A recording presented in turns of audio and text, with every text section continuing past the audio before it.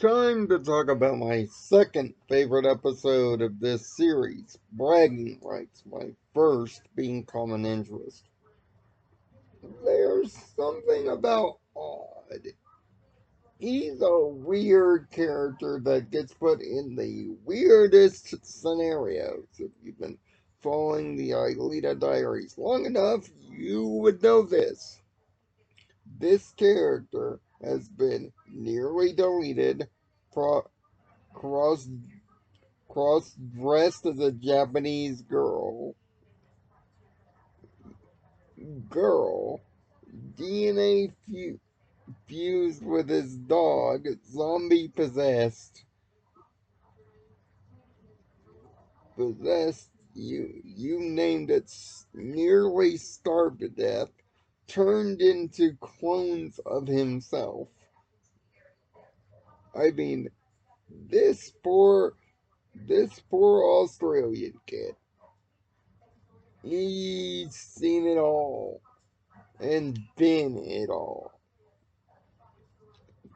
I mean, come on. If it's a silly, nonsensical, we need an episode of the idea of the weak plot, it usually involves Odd becoming something, doing something incredibly stupid, or a combination of the two.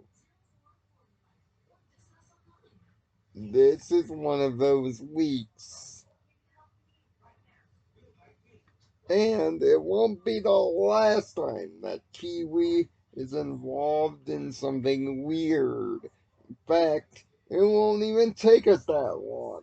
A big whopping 3 episodes before we get to Canine Conundrum that brings up another problem with this cute little dachshund. See, this episode, Bragging Rights, is based around a bet, though. Unlike the episode next week, Dog Day Afternoon, where Odd is turned into a dog. Slowly. This one is Odd running into a bet of his own making. Not to brag. See, Odd is the egotist of this group. Well, he's written like the egotist of this group. Uh, Jeremy, however, is the true ego tripper. But the writers think Odd is. And they write Odd sometimes as completely insufferable. See, last week, as our Lord Queen was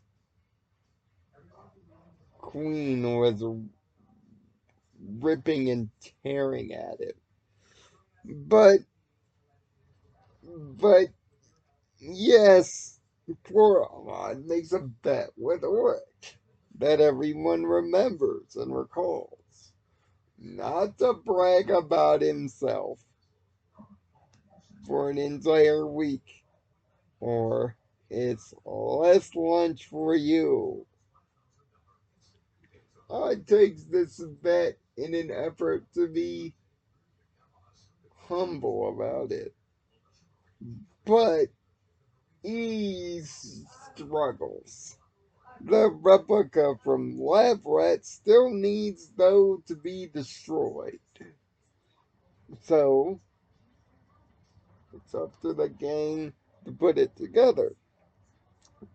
Now, this episode picks up with a flash forward to straight flashback. Rick and, Rick and Yumi get put in the replica this time. Their 2D models looking absolutely awesome, especially Yumi's. It really works with the color contrast and how bright the lab is. It really pops. So does Rick for that matter. Odd is the one that gets the contrasting bleed of the four films. It just doesn't look right in the right light, but que sera.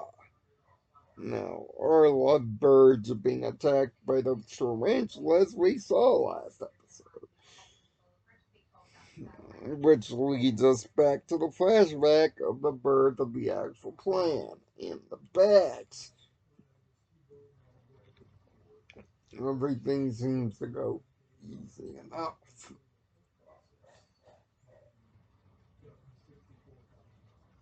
So far, so good. Warwick tends to solve its problems with just hit it real, hit it real hard until it breaks. Yumi is doing all the investigative work, and for a large part of it, it goes relatively normal. Jeremy's guidance is actually useful,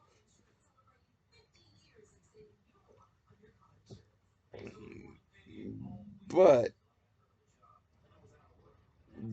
when things go wrong for the first time, and the lovebirds are brought back to the skid, of the odd for going his own bet to finish the job that he started, oddly enough, and finally get the job done. Solo. The funny thing about Rod is this is his best episode. It highlights his qualities as a Lyoko warrior to the best of his extent, his exuberant attitude of doing doing the job, and the fact that when you absolutely need him to, he's a great accurate shot and can take it seriously, despite his demeanor. This show takes too much time highlighting Odd's negative flaws for comedic or for plot convenience effect. There aren't enough episodes, especially in the later seasons, that highlight Odd's good qualities. Now, of course, in the early seasons, mainly season 1, they showed Odd's best qualities super early. But especially in season 3 and a lot in season 4 at times, Odd gets beaten over the head with the "we hate you" stick. About as much as Sissy used to get beat over the head with the "we hate you" stick. Giving off this impression of immaturity. Yes, he's immature at times, but he's not an immature person. When you absolutely have to have it, there's nobody more reliable on this team, sans our pink queen herself. I would trust Odd in a pinch more so than Oric or, God forbid, William. Yumi would be the other because she's just so skilled and versatile.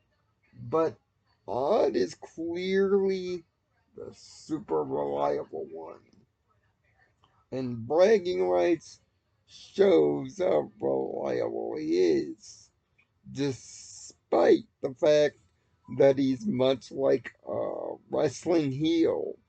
He not only wants to accomplish his goals, he wants to brag about it. But hey, this is what this character is about, and bragging rights certainly highlights it. Now, naturally, after one episode of being loved and good and celebrated for all the positivity that it is, next week, though, yeah, he gets beat over the "we need him to do something stupid" for the plot in Dog Day Afternoon. We are down to the final 14. And no, I'm not doing echoes.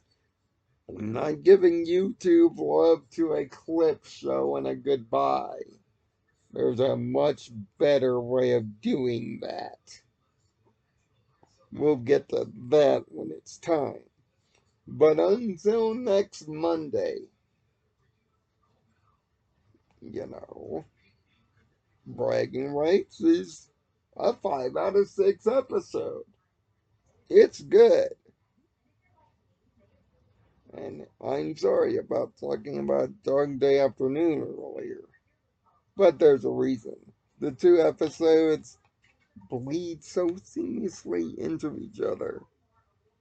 You'll see it next week.